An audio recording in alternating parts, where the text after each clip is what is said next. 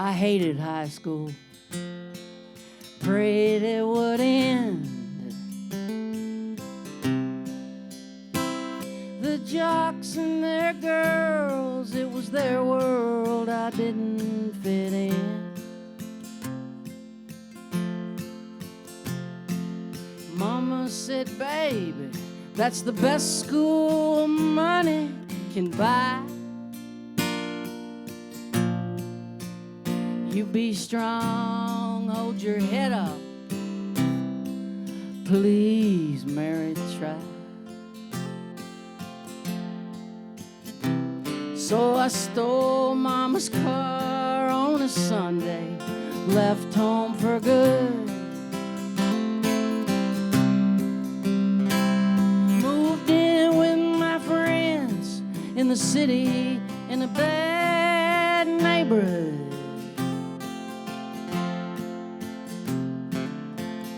Charles was a dancer, he loved the ballet. And Kimmy sold pot, she read Kerouac and Hemingway. And drag queens and limousines, nuns and blue jeans, dreamers with big dreams, they all took me in.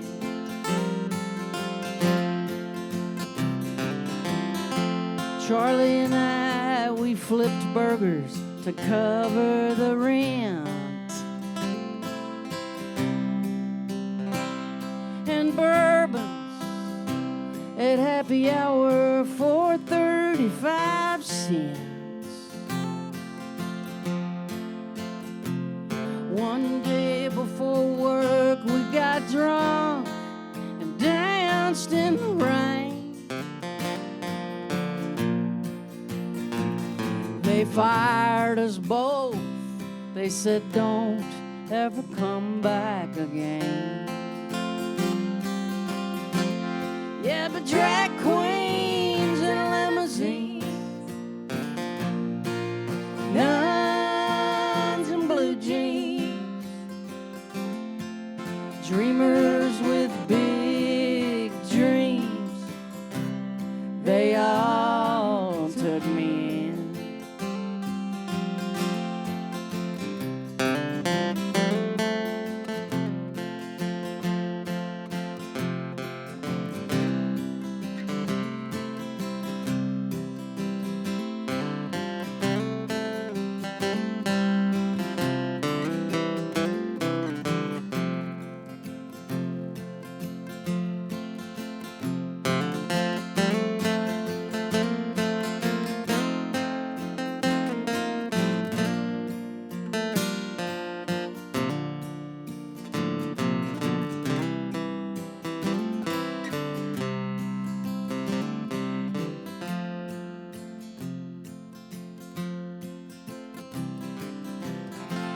My daddy went to college, then he worked for the state.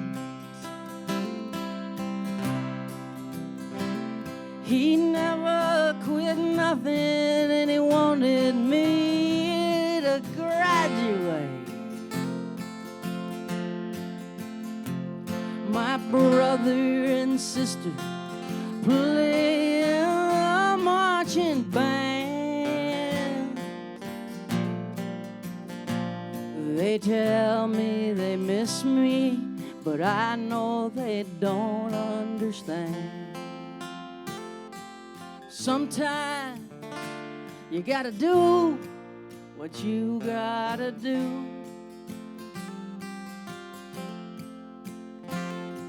And pray the people you love will catch up with you. Yeah, drag queens and limousines, nuns and blue jeans, dreamers with big dreams, poets and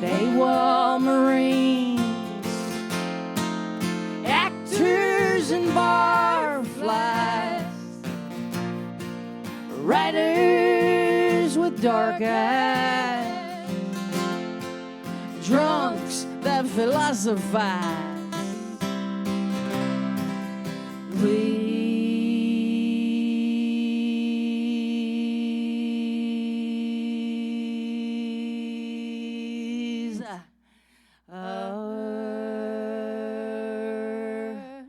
my friend.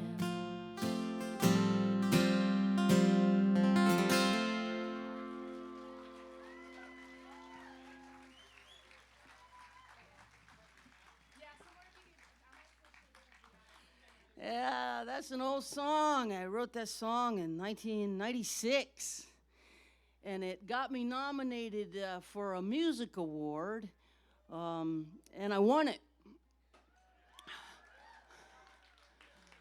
Yeah, I don't want to brag or anything straight away, right at the beginning of my set, but ladies and gentlemen, you're looking at the 1997 Gay Country Songwriter of the Year.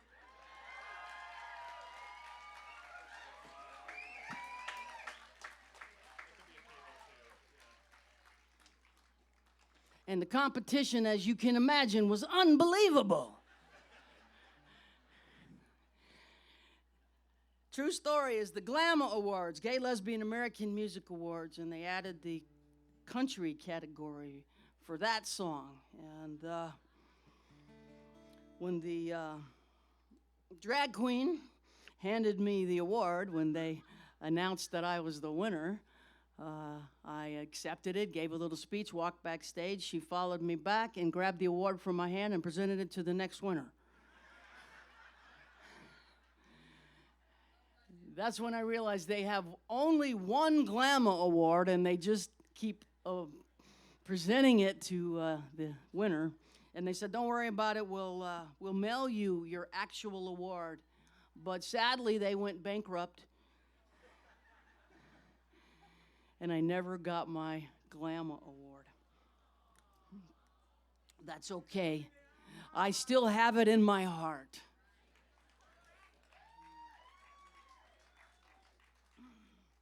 And that was a real fun thing. I played the Glamour Awards at the Bowery Ballroom in New York City, and Katie Curtis played drums with me. I felt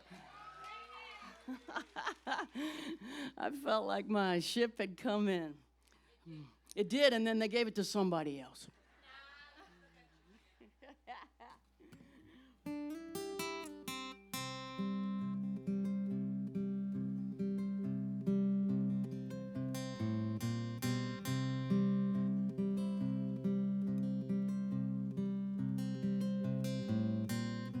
Well, he'd get home at 5:30.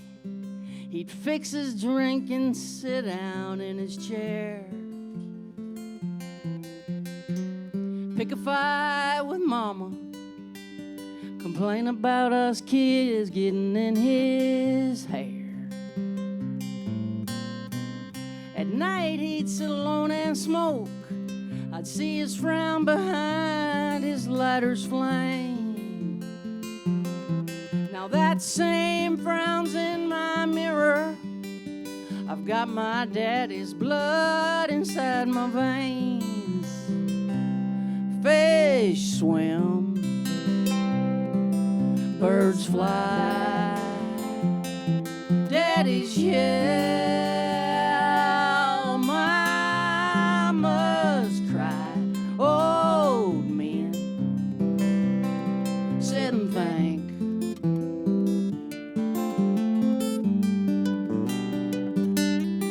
I drank.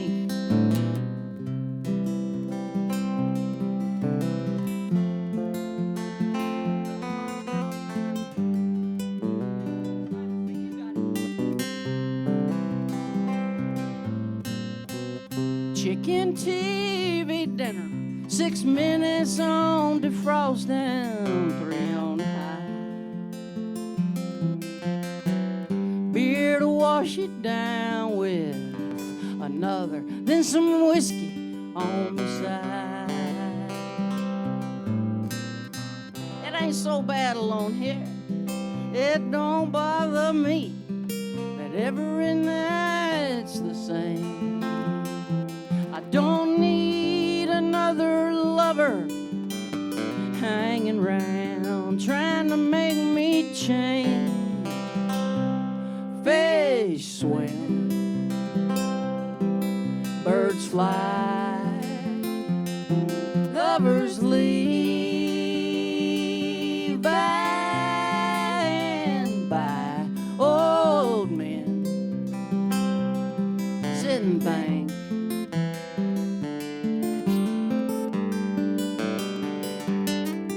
I drink and I know what I am, but I don't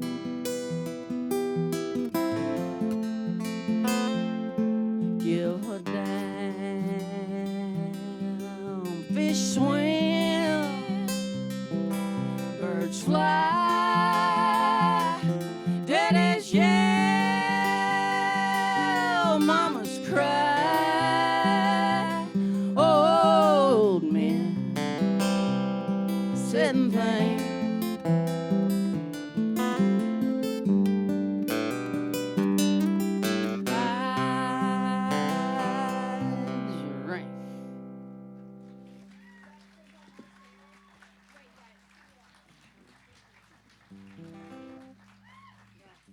Yeah, that's another old song I wrote probably around the time I was writing drag queens and limousines. It's the late 90s, I guess. And I moved to Nashville in 2001 and got real lucky with that song. It was recorded by other singing songwriters, some of them who actually sell a lot of records. And the honor is that other people record the song besides me, always an honor. Thrilled that Tim McGraw recorded the song and Buddy Miller played guitar and sang harmonies on it. Super cool. Bobby Bear Sr., the original Outlaw, recorded it, did a fantastic version of that song.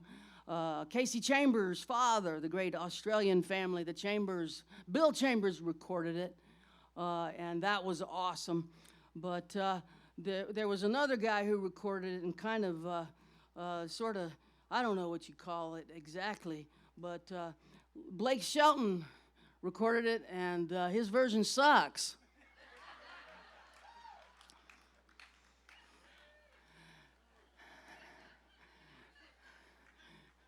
That said, of course, his version was the one that delivered the mailbox money. So always grateful for that. And whether or not a songwriter likes the recording of their song, there's always this feeling of gratitude that other people record your songs. When you're a songwriter, you want other people to record your songs. So just blanket permission to anybody out there who wants to cover me, please. These things got to live on without me, so it's going to require other people singing my songs. So please, please, sing away. There's no team of lawyers that's going to come after you, unless you're Blake Shelton. Anyway, a lot of you know I've been given this privilege to work with veterans and their families over the last decade through a program called Songwriting with Soldiers. And it's a beautiful, beautiful experience for the songwriter as well as the veterans. We go to a retreat center and we bear witness in the spirit of non-judgment. Generally, there's 3 songwriters and 4 or 5 veterans, and we just sit and listen to their story, sit one-on-one and bear witness and turn their story into their song. There's magic that can happen in these sessions and often does happen.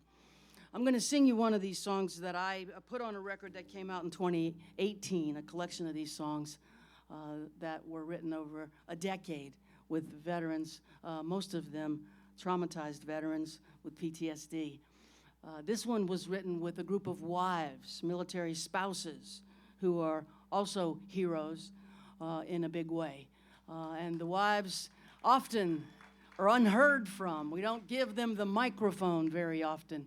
And as I sat down with the military spouses, what I heard them say, even though their husbands served in different wars at different times, in different branches of the military, what I heard them all say collectively is, Mary, there's a war after the war. And we don't quite know how to talk about it. We feel invisible. And songwriter ear went, oh man, the war after the war, invisible. And this is their story. Here we go.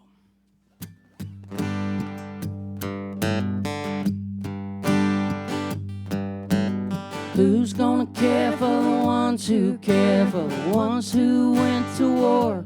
There's landmines in the living room, eggshells on the floor.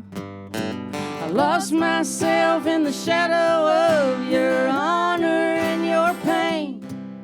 You stare out of the window as our dreams go down the drain. Invisible, the war after the war.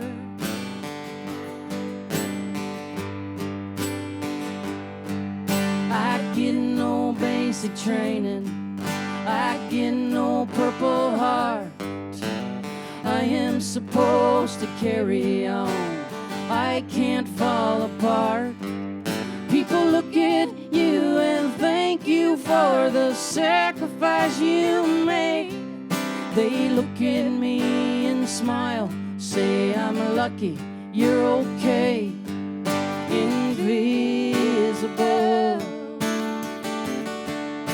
the war after the war.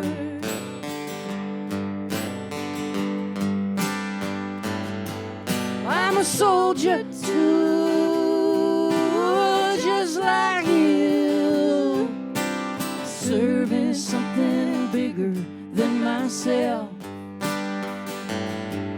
I serve unseen, caught in between my pain and the pain of someone else.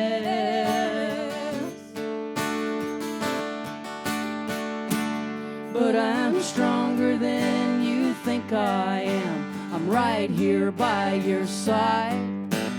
I am not your enemy, I don't wanna fight. There's no going back in time, I know you're not the same. But you are not the only one for whom the world has changed. Invisible, the war after the war.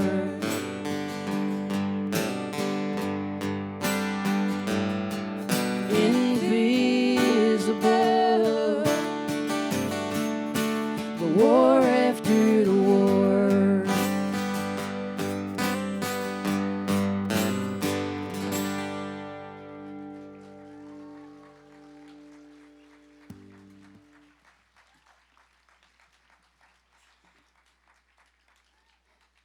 For the wives.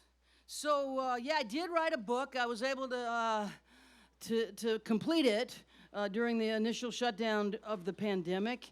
And it's a book about my life, and a book about songwriting, and a book about what I believe to be the magical power of music and song to help those who are dealing with things that need healing, emotional healing.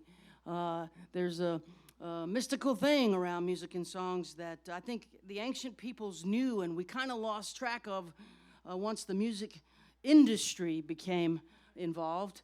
But I think in the olden days we would sing people back in if they fell off the edge. And I think we still have the power to do so, and I'm so grateful for folk festivals that do such things. I'm going to read a quick passage. The story starts with me getting arrested for drunk driving. And that, I thought, was the worst thing that could have ever happened. Turns out it was a gift. I got sober. That was July 13th, 1990.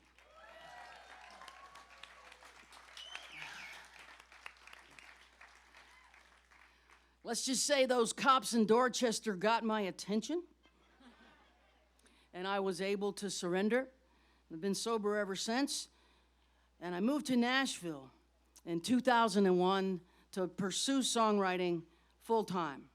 I was 40 years old and just getting started. And this is a scene that happened my first year in Nashville. And of course, it starts with the first year I lived in Nashville. I was invited to a party at music photographer Jim McGuire's house that became a song circle with Guy Clark, Lyle Lovett, John Hyatt, Joe Ely, Steve Earle, and Nancy Griffith. That's what I said. It was an incredible night, and I was on the edge of my seat, desperately wanting to go from being in the audience to swapping songs with that group of legends. I knew I was in deep waters, the new kid in town, but I longed to sit in that circle. I deeply admired everyone in it for years. As the music was winding down, Nancy looked over and asked Mary, "Would you play us a song?" I knew Nancy because I'd opened a string of shows for her a month prior. I was thrilled when she invited me to play. I sat in the chair she offered, took her guitar into my hands, and sang a song I'd written. The other songwriters closed their eyes and nodded as I played. I swear some even smiled. There was no wild applause when the song ended, but the smiles and nods made me feel like I belonged. I still had a long way to go, of course, but joining that circle that night was validation that moving to Nashville had been a good decision. Holding my own in that circle of songwriters whose records I owned and whose careers I followed gave me confidence. Being around songwriters I deeply admired humanized them. It made the star I was reaching for feel less distant. When I was done, I handed Nancy her guitar back, and she shook her head no and said, "Keep it." That's what I said. I froze, holding her engraved signature Sunburst Taylor 612 cutaway guitar in midair, question marks flashing in both of my eyes. "It's yours," she said. "When I moved to Nashville, songwriter Harlan Howard gave me his guitar. Tonight I'm giving you mine." I was speechless, but somehow found the courage to ask, "Would you sign it?" Someone handed her a Sharpie, and she signed for Mary, "Because you will sing."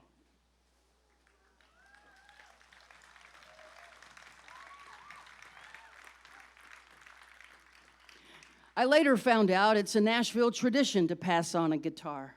It's an attempt to stay on the good side of the muse and the mystery. Some songwriters believe it's one way to keep songs flowing. Harlan gave Nancy one of his guitars because he felt there were no more songs left in it for him, but there might be some inside it for her. Nancy had just done the same thing for me. It was as if she was saying, "Welcome to Nashville, Mary. Remember, you best stay on the good side of mystery and paradox because they are your wheelhouse now."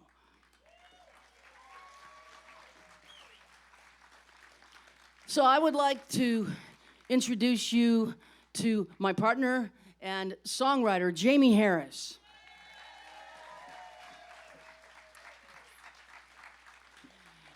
Nancy Griffith was from a little town in Texas called Seguin.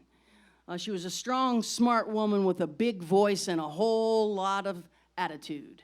She was a first in so many ways. She was, let's just say, one of very few women in the boys' club of Texas songwriters. And she made her mark around the world. She was a hero of mine, and she was an incredible voice for a lot of things. The engraved Taylor that she gave me had NCG on the 12th fret, Nancy Caroline Griffith. It was the first ever Taylor guitar that was signature for a woman. Long line of firsts. I enjoyed the Kennedys singing one of her songs today. And Jamie's from a small town in Texas, too, Waco. And Jamie, like Nancy, came up through the Austin music scene. And I think there's some spark of Nancy in Jamie, and I'd love for her to sing you a Nancy Griffith song so you can see what I'm saying. She drove west from Salt Lake City to the California coastline. She hit the San Diego freeway doing 60 miles an hour. She had a husband on her bumper. She had 5 restless children. She was singing as sweet as a mockingbird in that 40 Econoline. She's the salt of the earth, straight from the bosom of the Mormon church with a voice like a wine, cruising along in that 40 kind of old line. Her husband was a gambler. He was a Salt Lake City rambler. He built a golden cage around his silver-throated wife. So many nights he left her crying with his cheating and his lying. But his big mistake was in buying her that 40 kind of line. She's the salt of the earth, straight from the bosom of the Mormon church with a voice like a wine, cruising along in that 40 kind of line.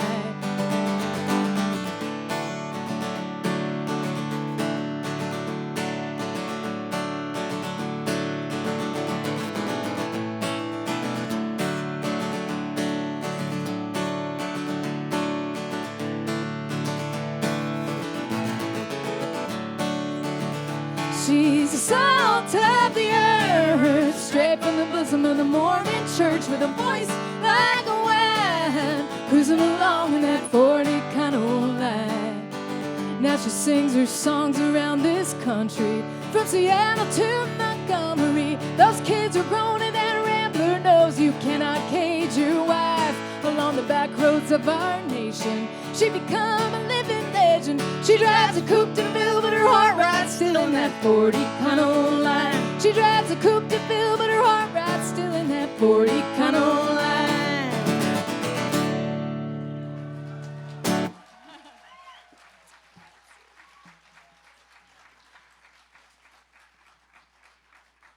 Oh, it does my heart good to hear that.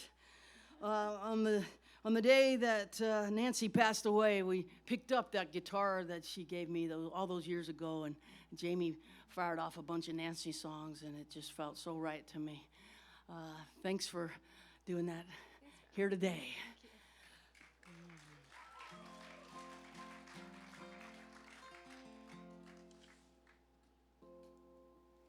Well, Jamie and I had the great thrill of going to Amsterdam last summer in that little window between Delta and Omicron. And we were gifted with 3 days of really once-in-a-lifetime experience in Amsterdam, because there were hardly any tourists and the hotels were cheap. And the restaurants were serving, but there weren't a lot of people in them. And I kept saying to Jamie, this will never happen again. This is incredible. And we wrote a song about it together. It captures that just joyous trip to Amsterdam, the city that I love so much.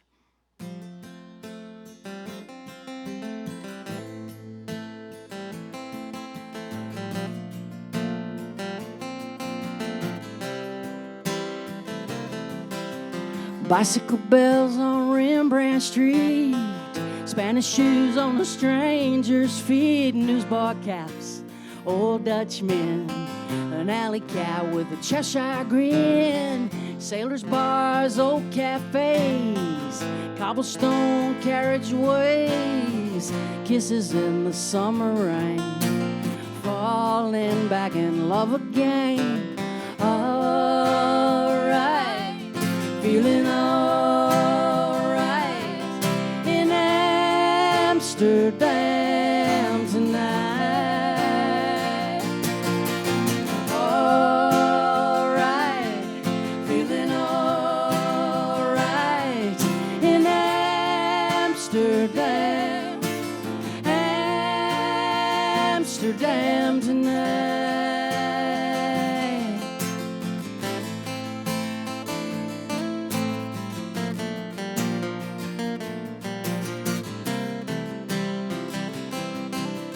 Rocking horse carousels, calliopes, cathedral bells, hyacinths, daffodils, tulips in the windowsills. It's been a heartbreak year. I'm so glad to be back here, walking these old streets with you. Wide awake, a dream come true. Alright, feeling alright in Amsterdam tonight.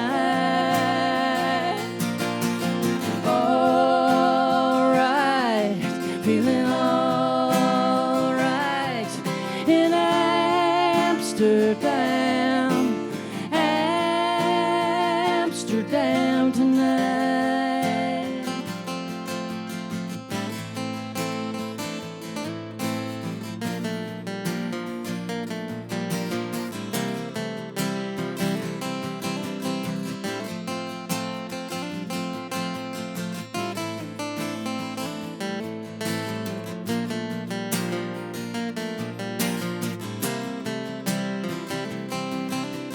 Moonlight on the marble stairs, windows open to the square, late night coffee, gingerbread, cotton sheets, a king-size bed.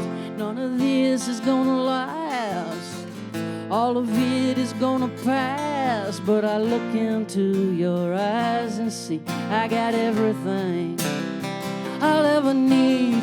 All right, feeling all right in Amsterdam tonight.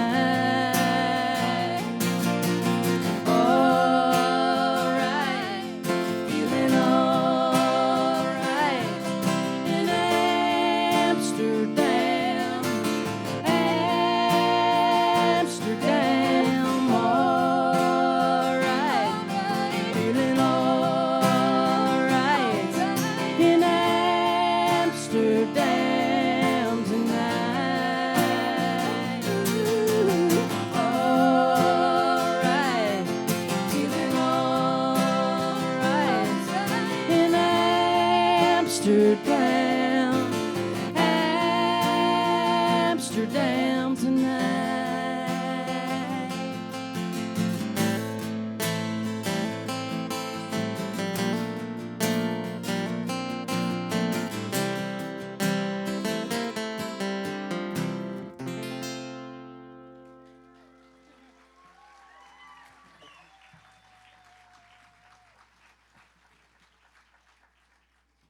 For those of you who never expected a happy song out of me, there you go.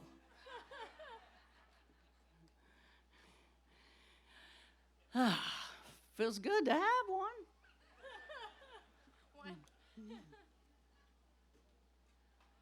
All right.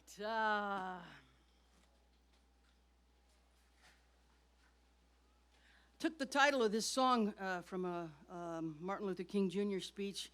Dr. King in the mountaintop speech said, "Only when it's dark enough can you see the stars." And I think what he was saying is that when things get really tough, what's important starts to become clearer and clearer. What matters starts to become clearer and clearer.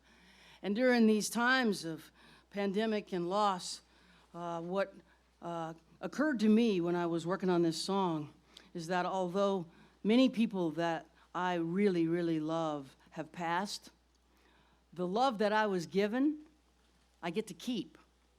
It's still mine. Their physical presence is gone, but their love is still here with me, and that is comforting in so many ways.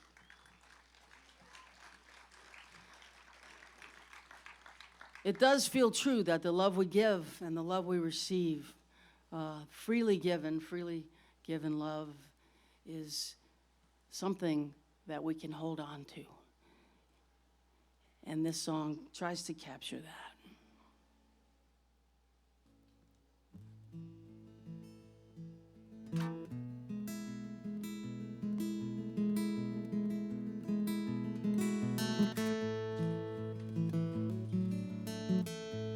At the bottom of my tears, on the backside of my fears, at the center of the pain, I hear my voice call out your name. Days go by, nothing works. I can't believe how much this hurt, and I don't know where you are. It's dark enough to see the stars, dark dark enough to see the stars, dark enough to see the light, in an ocean black and deep, in the middle of the night, as I hold on to your love, like those lights from up above. I have drifted out so far,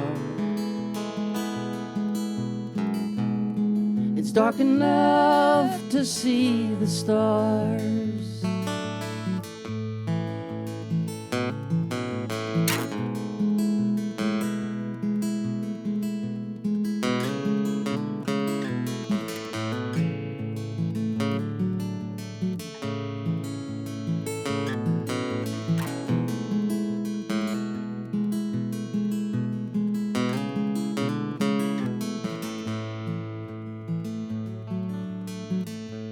Curse the clock, time is a thief. Every life it measures brief. Every child is born to die,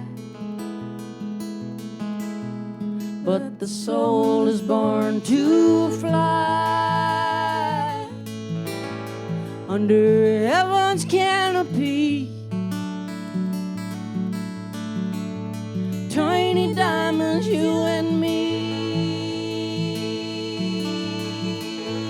lightning bugs inside a jar. It's dark enough to see the stars, dark enough to see the stars, dark enough to see the light, in an ocean black and deep, in the middle of the night, as I hold on to your love, like those lights from up above. I have drifted out so far,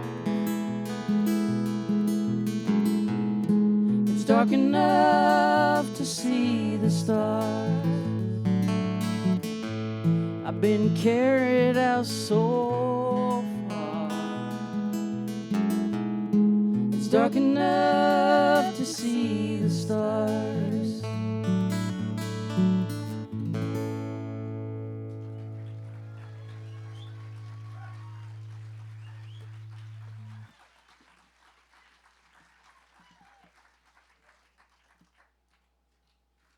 Thank y'all.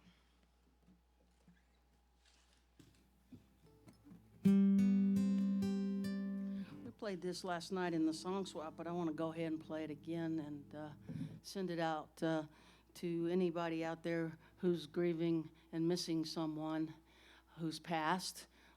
This one got written when we got the word that we'd lost John Prine, but I think of so many folks when I sing it now, including my dear friend Bobby Newworth, who was my angel in human form, and now he's my angel in angel form. I loved him, and he helped me so much for so long.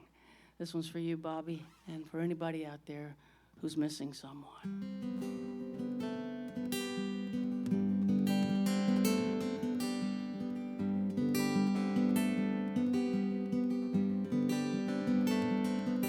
May eternity hold you in the hollow of her hand.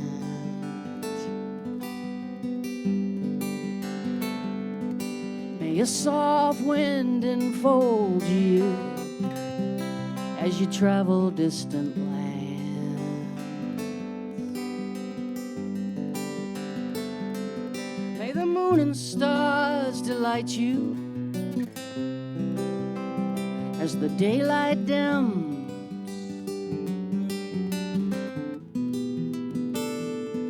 till the morning sun warms your face, till I see you again.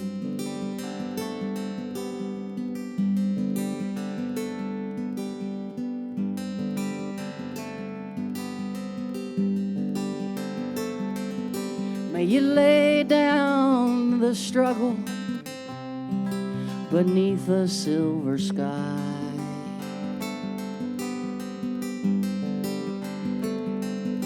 May a summer rain inside your dreams sing you a lullaby.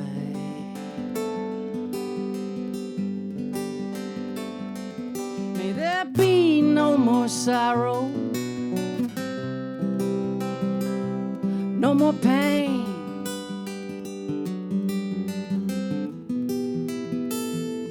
May you sleep inside the stillness of the night till I see you again.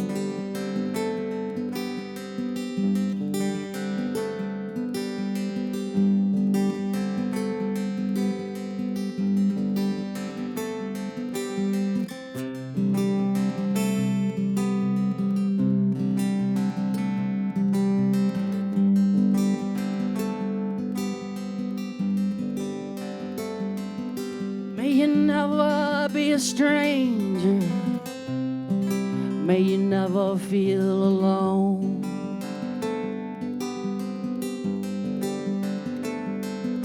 May you reunite with family and friends, may they walk you home.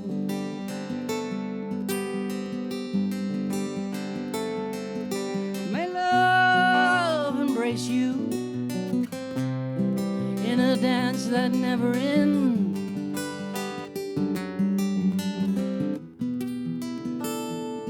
May you rest in gentle arms till I see you again.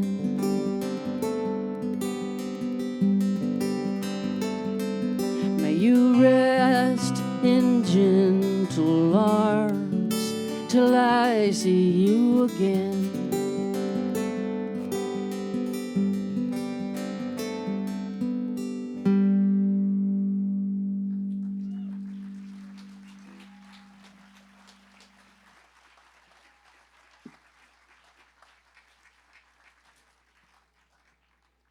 Thank y'all so much. One more quick reading and one more song, I think. So, people ask me if I still believe songs can change the world. And my answer is, well, of course they can. Yes, absolutely. And here's how it works. A song can change your heart by creating empathy. A changed heart has the power to change a mind. And when a mind changes, a person changes. When people change, that's how the world changes. One song, one heart, one mind, one person at a time. Bruce Springsteen said music is a repair shop. Basically, I'm a repairman. The boss was right. Songs have the power to repair hearts and help heal souls. That's why I called this book Saved by a Song. Best Western, and we're done.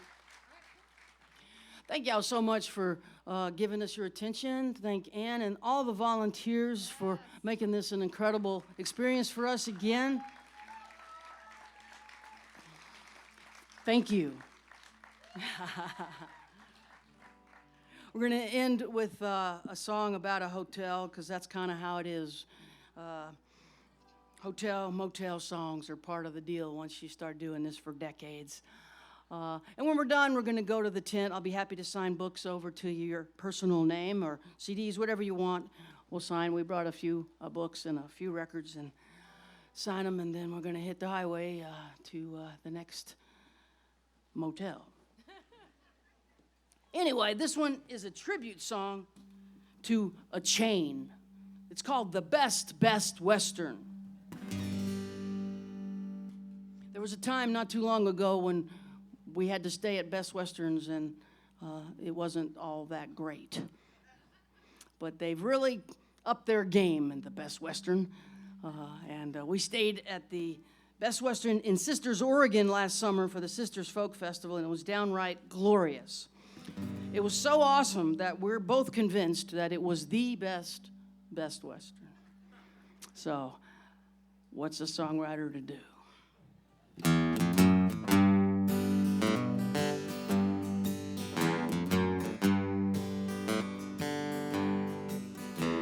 This motel room is a jacuzzi, a rain shower, and a jacuzzi. It's a slice of heaven on the ground floor. There's no elevator, but there's a mini refrigerator, and we can back our car up to the keyless door. An easy chair, an ottoman, free internet for everyone, a remote controlled fireplace TV, slippers and a trouser press, extra towels on request. It's the best Western, baby. Let's get the whirlpool whirling, get the hot water swirling, throw a CBD bath bomb in the tub. We don't need the Ritz-Carlton, the Four Seasons, or the Hilton. We've got a best a Western kind of love.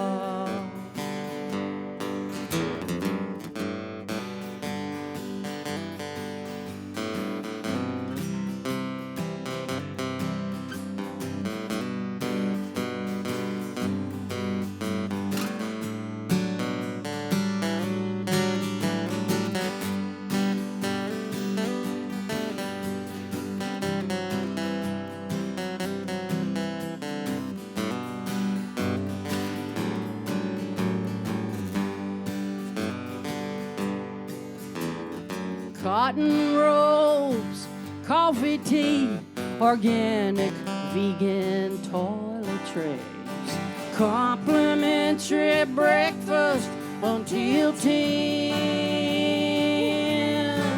The do not disturb sign on the door. Who the hell could ask for more?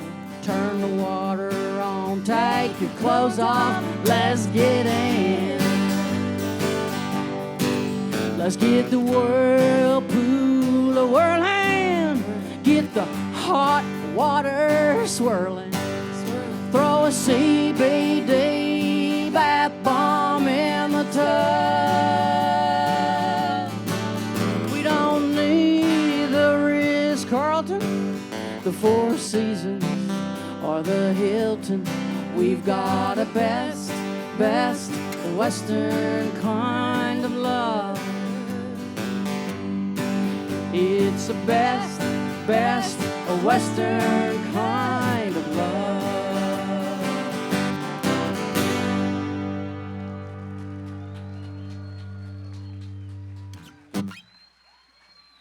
Thanks, everybody.